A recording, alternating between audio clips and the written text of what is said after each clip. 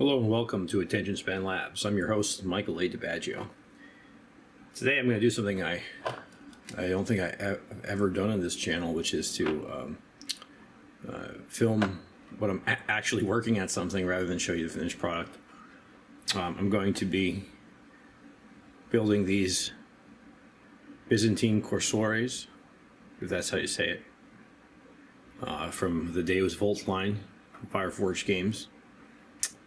And I'm going to be talking to you about something completely unrelated, because I think that, again, just the nature of the YouTube medium, what I really want to do is have this conversation here. But you know, it helps if you're watching something on a video service. I don't know why people can't just read things nowadays, but alas, that's the way it is. So these are 28mm cavalry. I made a video last night. I didn't put it up yet, so in case I put this one up first, I got these for a very good deal at a lot of other cavalry at Fall In, the HMGS Wargaming Convention Lancaster, this past weekend. So anyway, start building. I like to build. I'll build the horses and cavalry, the horses and the riders separately. And I tend not to glue them on because it's easier to paint them that way. And then I'll glue them on once they're painted. All right. So, what I wanted to talk about today, as I said, has nothing to do with it. So, if you don't care, you want to mute it, go on ahead. But then you should probably just go ahead and watch another video, because it probably isn't that interesting to you.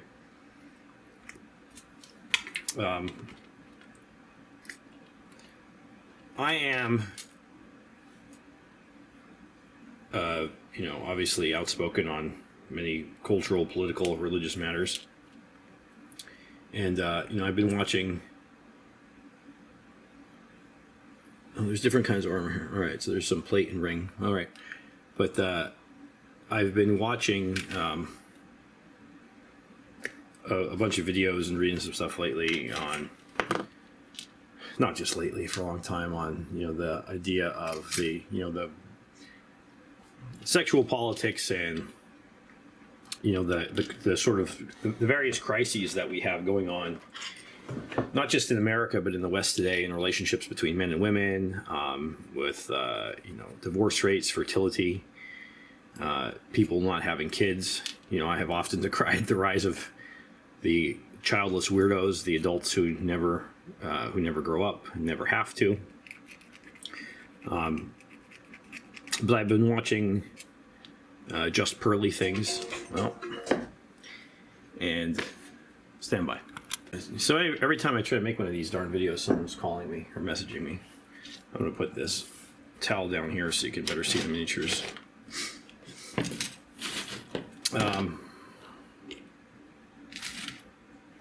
Yes, I've been watching Just Pearly Things, which is it's very refreshing because as a misogynist, it's interesting to watch someone else that's even more of a misogynist than I am. And this chick, her name is Pearl. She's obviously a woman. She's very much out talking about the, how completely unrealistic modern Western women's expectations are, how bad their behavior is.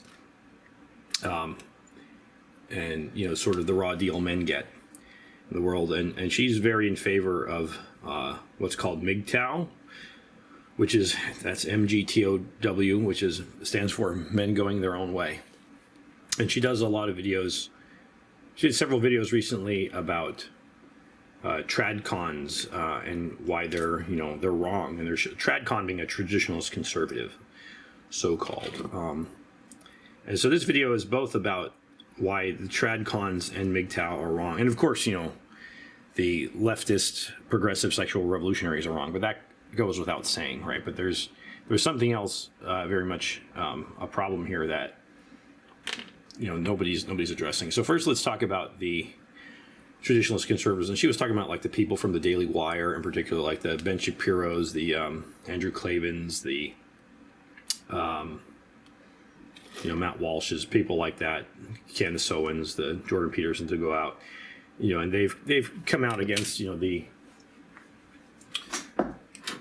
basically like to MGTOW people. Well, you got to grow up, and she's like, well, that's bullshit and that's wrong because you're not acknowledging like how bad things are for men today. And it's unrealistic, and you want men to sacrifice themselves, to get married, and that they should just go out and quote unquote find a good woman. And her analysis on this, and it's not just her, like lots of people have other males have commented on this, why that's like a crock. It's a nonsense argument, and not just and it's nonsense because. You don't know who a good woman is, right? There are obviously, warning signs. You don't want to date an OnlyFans girl. You don't want to date a chick who has, well, ideally you find a virgin, right? And you, ideally both of you are virgins, and you wait to have sex till you're married. You don't want a single mother. You don't want these other things. It's not that these are 100% ruled out, but for most men, you should do everything possible to rule them out. So it's possible. Excuse me, I drink some coffee here. It's possible to minimize your expectation of failure. But what's absolutely impossible is to say, well, I picked a good woman and I know it, and now we can get married and happily ever after, and blah, blah, blah, because you just don't know. There's marriages that fail. Where's the other legs for these guys? They're on a different sprue. So, there's people that have been happily married for 20, 30 years, and then all of a sudden the wife decides, decides to leave the husband. And I was actually just talking to a guy at the War Games convention, and he said he's hadn't been able to answer my emails because his wife left him, and he's going through a divorce, and he's older than me, and they have teenage children and everything, but they also have some young ones, and he said they were married for a long, then all of a sudden, and he went through some health trouble too, and then right afterwards she decided to move out, and the day she moved out, she moved in with this other scumbag. And, it's, so obviously she was cheating on him. She was cheating on him when he was near death. And that's not an unheard of thing, unfortunately. That's actually probably pretty common. It's so common, in fact, that something like 50% of all marriages in the United States end in divorce, right? But obviously, it's it's even worse for multiple marriages. So if you've been married once before, you marry once again, it's almost certainly going to end in, maybe not almost certainly, but it's a very high probability of ending in divorce. That's the way it works, unfortunately. But yeah, so they've been married a long time, and she's decided to, and this happens very often. And the divorce rates in the United States are not only are they sky high, but they're always tilted towards women. The women, I still can't find these guys' legs. The women file for divorce at a rate that is more than twice the rate that men filed for divorce.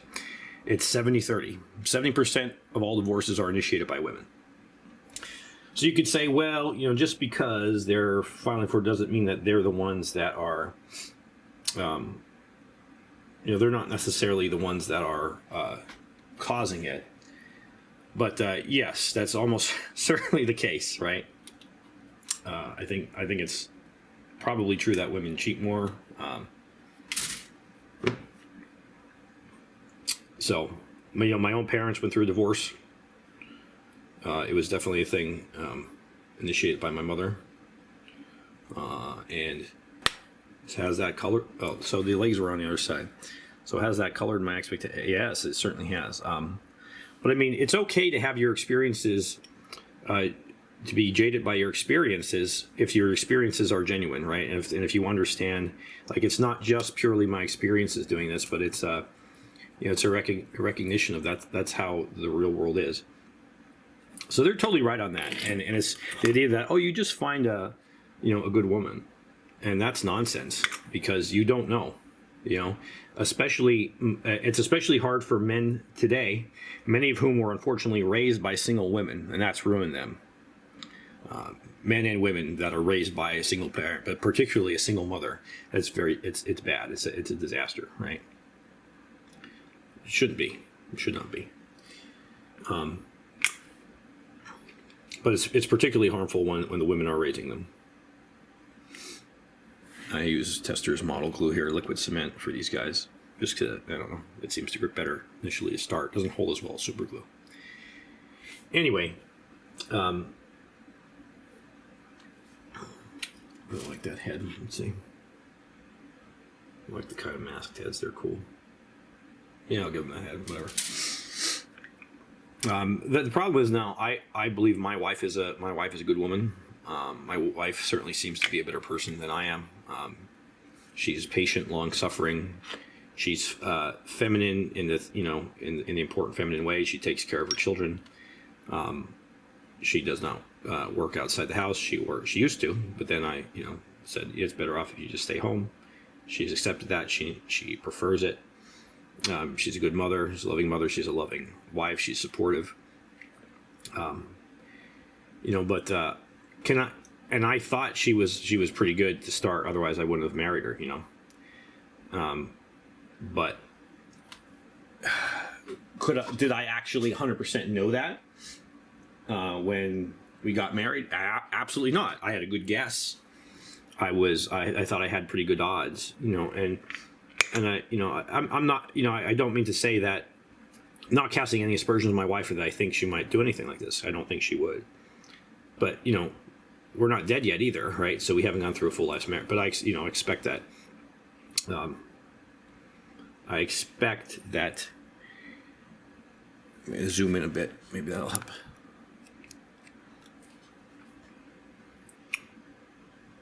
I expect I made a good choice. But the truth is, you don't know. You just don't know this ahead of time, right? No need to belabor that point. I think it's obvious. If you disagree with it, I don't even know what to say to you, right? Because that's just, it is what it is. You just don't know people. And frankly, sometimes people change, and oftentimes they change for the worst, especially in this modern society. So Pearl and those MGTOW people are totally right about that, and the Tradcons and their perspective on that is it's not that simple. They're wrong, and frankly,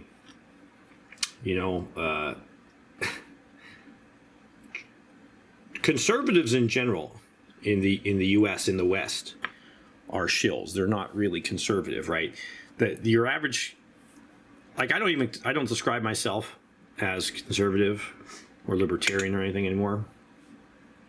I think I'm still very sympathetic to libertarian political arguments, but I think they've mostly lost their minds on that, and they're kind of like idealistic, and I'm no longer an idealist, right? I think we live in the real world, and if we can use the state against our enemies, we should do so because we're in a war with them. So anyway, that's why I don't call myself. I stopped calling myself libertarian when. Right around 2020, when I noticed there was an awful lot of libertarians that were in favor of, that were supporting private as vaccine mandates and private rioting, and if they want to support BLM, if they want to tear down cities, well, that's this is entirely separate from a problem of corrupt cops and everything, but they were just on board with every liberal thing, and if the government and as far as censorship and all this stuff, well, it wasn't the government doing it, it's private entities doing it, and even if the government was behind pushing these private entities to do it, well, ultimately it was their decision. So it was a lot of fake libertarianism, and even if they weren't fake, what basically happened is they were either fake libertarians or the state had completely outmaneuvered. Either way, libertarianism as a philosophy, I thought, was dead at that point. It didn't make sense. It didn't apply to the real world in which we live. And in the same way, the conservative stance of, we want to be respectful and blah, blah, blah, and we want to be loved by our enemies who hate us and will always hold us in despite. is the sort of thing that that a lot of conservatives, especially what they call the mainstream conservatives in America and the West, feel, right? They don't want to, and that's why they hate these populists types. Not that Trump's even the best example of this, but at least Trump doesn't give a shit about what these people think about them. But there's a lot of conservatives, especially evangelical conservative pastors. But so it's not just politicians, but certainly your mainstream Republican politicians are obsessed with being liked by the other side, and that'll never happen. But they're willing to sell out their own people for that. So conservatism, as such, also doesn't really apply to the real world. It's a fake dichotomy. Excuse me, I blow my nose. The other thing is that most conservatives that are acceptable types, ones they consider to be to have acceptable opinions, and they're shills. Like the people at the Daily Wire are shills, 100%, no doubt about it. There's Ben Shapiro, Jeremy Boring, Clay, all these people. I'm not saying they don't believe what they say. I think they do believe to a certain extent what they say, and their hearts in many cases are the right place, but they're also, it's a big money thing to them, and when it comes right down to it, they're not going to risk their money on just to favor their philosophy. They're going to compromise on the money issue all the time, and they'll stab people in the back. I think you need to look no further than what happened with what's his face, Steven Crowder, where he turned down this sort of deal with the devil, with the Daily Wire. Offered him a lot of money, but they basically needed complete control of everything he said, pre-approval of everything, and he rejected that publicly. And then boom, all of a sudden, his crazy evil wife, who he thought was the good wife, this dovetails right back to what we're talking about. They thought she was a good one. She was a Christian woman. She prayed. She wanted to have kids. Very, very, very soon after she had kids, she didn't want anything to do with the kids or him anymore, and she left him. But as soon as he very publicly rejected the Daily Wire's control, basically said, "I cannot be bought. I'm not going to. I'm not going to. I did this because I don't want to be under anybody's control. I appreciate the offer and everything, but I just want you to know that there's forces out there that are trying to control, control conservative voices." Not that Steven Crowder is the epitome of this, but you understand. So what happened was then immediately Candace Owens goes out and airs this scandalous lies, basically put out by his wife, Crowder's wife, who was filing for divorce at the time, and says he was abusive, and publishes this it's a part of a recording and everything to try and this guy's a monster and everything. So if you think that was just Candace acting on her own, and that wasn't Ben Shapiro and Boring and whoever else is involved, Daily Wire, saying, "Hey, let's take this guy down a notch," you're wrong. There's no way that happened on her own. Candace Owens is she's a pawn, right? Most of them are pawns, and whether they started out as pawns or not, they become pawns because they want the money. So they're all shill, and that includes Jordan Peterson, by the way. I'll stop saying, and I've read a lot of Jordan Peterson stuff. I liked watching his videos a long time ago when he actually did substantive stuff, before I realized he was probably crazy. But he's still right about things. The clean your room stuff is legitimate, and he has helped people. He's not, but let's be honest. When the guy can say honestly whether or not he believes in God, then I'll start taking him seriously again. But yeah, he's a shill too. He's making a lot of money, and it's very hard. When Christ says it's easier for a camel to pass through the eye of a needle than it is for a rich man to enter the kingdom of heaven, he's not saying that. And they say, and he loved the dude. He was saying this in response to, right? The guy was sad. He was like, he didn't want to give up all of his stuff. And like, who does, right? And the apostle said, well, then how can anyone enter heaven, right? And, you know, the Lord said, for man, it's impossible. Man cannot do it himself, right? So he's not saying that all rich people go to hell. That's not the point. But that, you know, it's very hard to give up these attachments. And, you know, you need God's mercy. You can't do it yourself, right? You need God's grace to do what's right in the world. And even if you don't do right in the world, you can often count on God's mercy to bail you out. Thank God. But the point is, when you're making that kind of money, you know, it's very hard to want to put that at risk. You've invested a lot of time and your efforts, you know, and let's talk about another way there, Shell. You know, Shapiro's content was always getting recommended on YouTube, always getting recommended on Facebook, which are incredibly censorious platforms that are very hostile to, you know, anything even slightly right of center, right? So that should immediately call into question, you know, the reliability, the honesty of anything that these people are saying. They had deals with them. They had deals with the devil, and they were, you know, the devil was willing to permit their message to get out. There's something going on there. So they're shills. They're not to be trusted, which is not the same thing as saying that everything they say is wrong or can be dismissed, because, you know, they're right many times. But you have to realize that it's not, you can't trust them the same way. You know, they're certainly, things they say are not gospel, need to be, you know, and actually need to be treated with a high degree of skepticism. You should treat them with the same degree of skepticism you treat leftist, globalist news sources, right? Because they just are. They're not trustworthy. Now, by the same token, I'm going to pull out a bit because I guess when my hands get in there, it makes it clears the video off. But by the same token, the MGTOW people are wrong. Let me talk about why. I'll say that it's definitely true.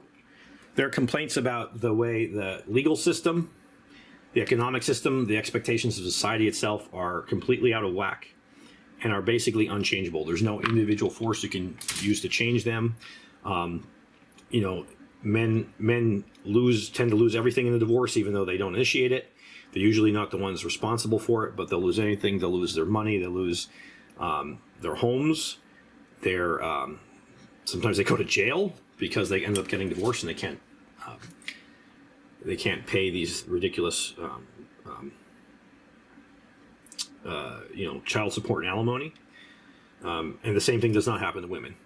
In the rare cases that the reverse happens, it just does not happen. And they lose their kid. Most importantly, like they lose their kids often. A lot of times they don't see their kids again. Their kids go on to, they're raised by these mothers with maybe serial stepfathers. They're abused. They grow up hating their real father. And, you know, they don't even see their kids again. And it's like, this is an awful situation. They're 100% right on that. They're right on all their, they identify the problems 100% correctly. 100%. So why do I say that they're wrong? They're wrong because fundamentally, the desire to go your own way is it's not sustainable. It's not a universalizable thing, right?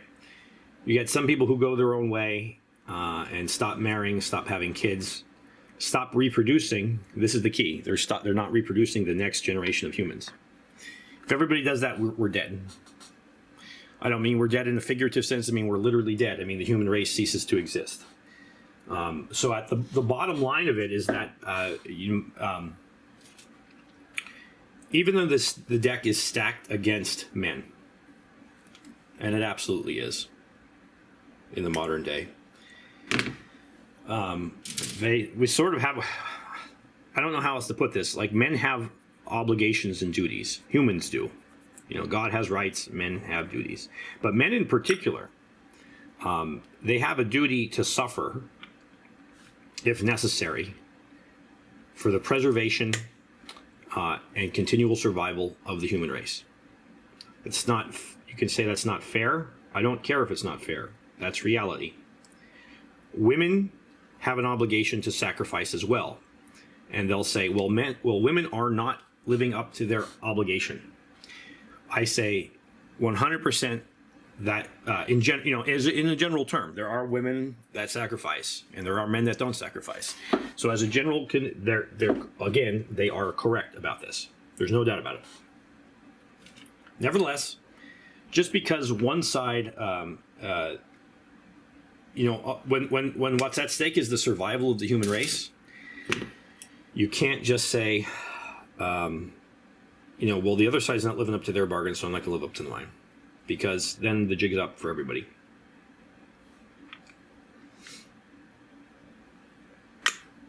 That's it. That's my argument. That's the whole thing right there, and there's no way to gainsay that. I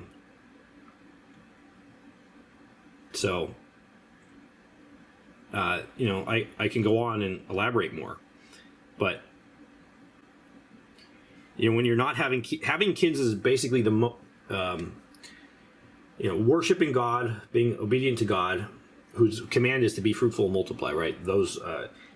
So having kids is actually among the most important things that a human being can do in his entire life.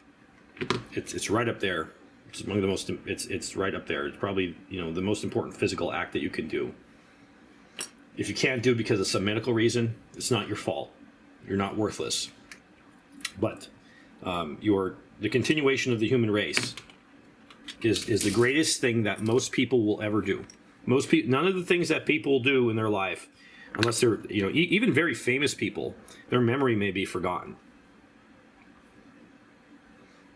I'm not going to give him the sword. I decided I'm going to give him another. I'm going to give them all lances.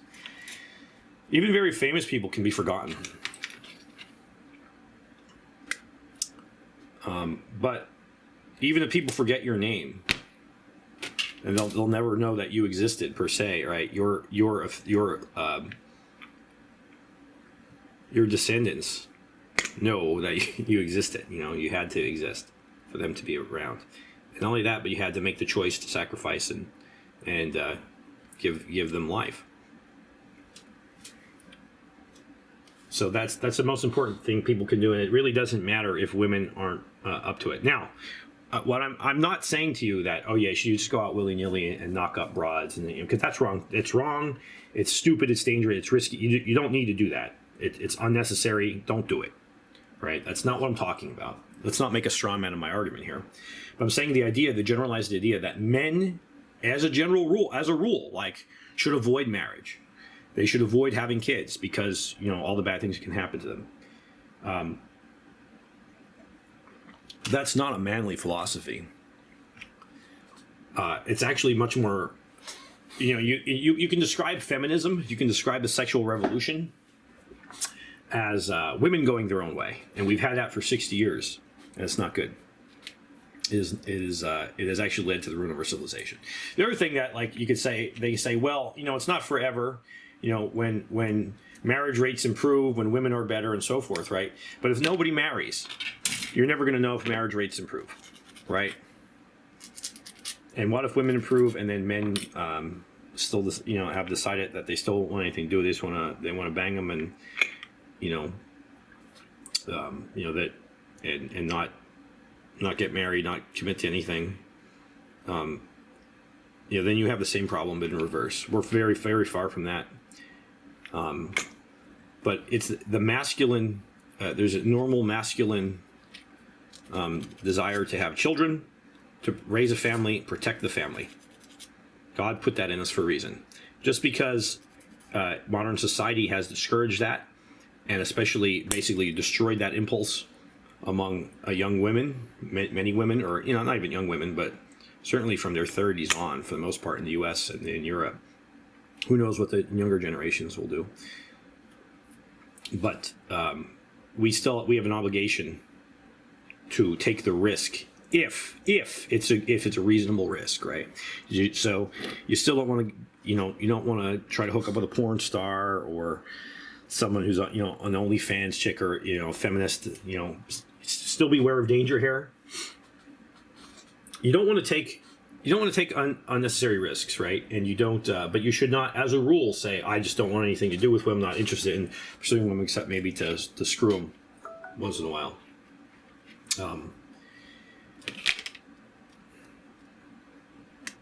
And it sucks. It's not right that men should have to bear most of that risk. It's not fair. But it's not fair that men go out and die in wars either, that they didn't start, had nothing to do with. It's not fair that men give up their seat on the lifeboat to make room for the kids. But it's what men do. So, yeah, we have women going their own way for 60 years, and that's what's led us to this.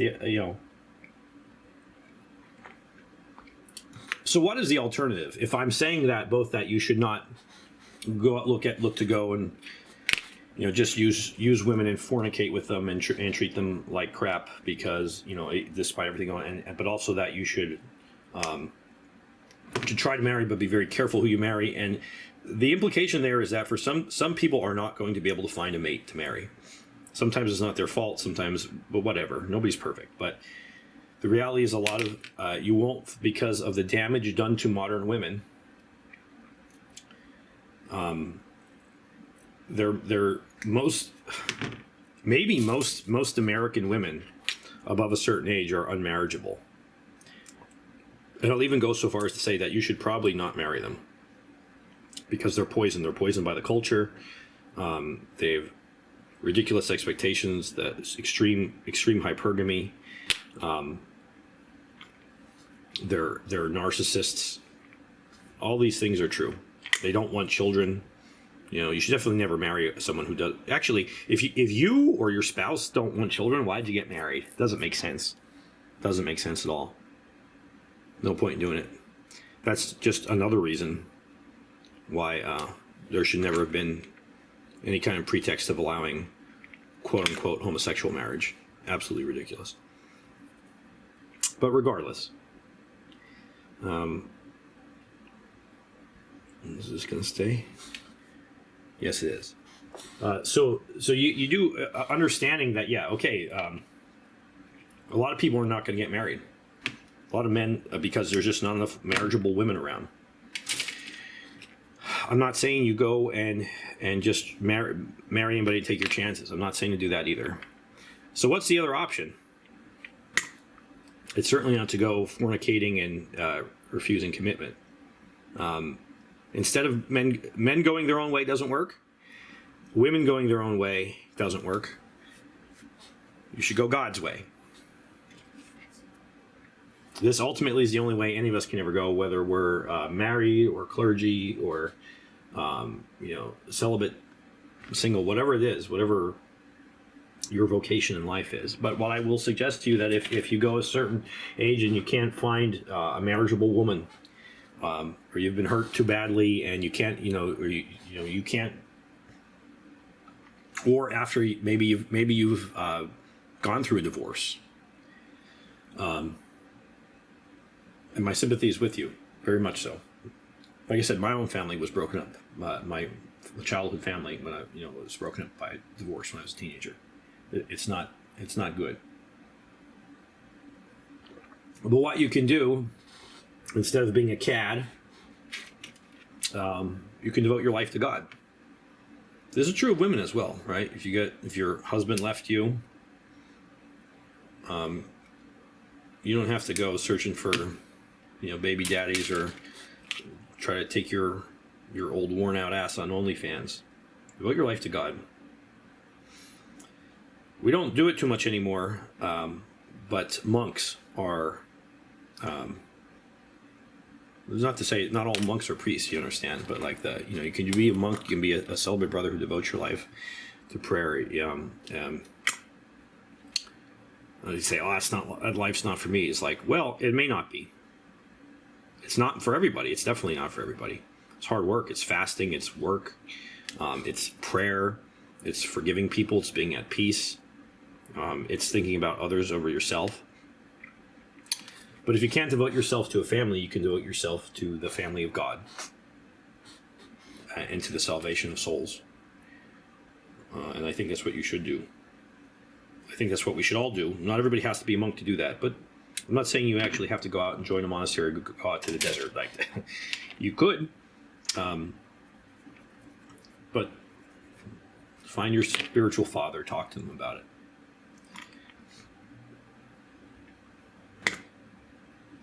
That's the way.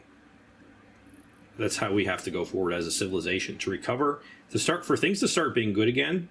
We have to stop going our own way on everything and start following God. That's the only path forward. And it's easy to see that as restrictive, the sort of thing that, like, I don't want to do that. That sounds very unpleasant. I get it. But the reality is that's certainly, I understand why that perception is, but the reality is that anytime you go against God, even if it seems good at the moment, you're chasing the orgasm with some chick you hooked up with, you're doing drugs, because you're looking for oblivion and alcohol or whatever, you're stuffing your face, food you don't need, you're nursing grudges and planning to harm other people or fantasizing about hurting them. You lie to get out of trouble, whatever it is, or you lie to get in some woman's pants, or you lie to advance at work, or you're lazy, whatever it is you're doing that's wrong. These things all seem easier at the time, but the end result is you are hurting yourself. And I'm talking, you're potentially hurting your eternal salvation. You're potentially depriving yourself of that, but you're also hurting yourself in life. It's a true story. Like when the teachers tell you, if you're only cheating yourself, if you're cheating on a test, but it's true. It's true. If you're not learning anything, why are you at school? And if you're not seeking holiness, why are you living? So, yeah. I don't know if I have too much more to say then. You could say it's easy for me to say. But I put myself, it's not easy for me to say. I understand this is a real thing. I've been hurt by it. Before I was married, I had some awful girlfriends who were extremely deceptive, manipulative, liars, and narcissists. They were, I know I lost time in my life. I lost money, and I went through heartbreak. And it's a real thing. So I'm not saying and I know people who don't see their children anymore. That's the worst. But I have to say that, and I'm not, by any means, I'm not, just should not be understood as like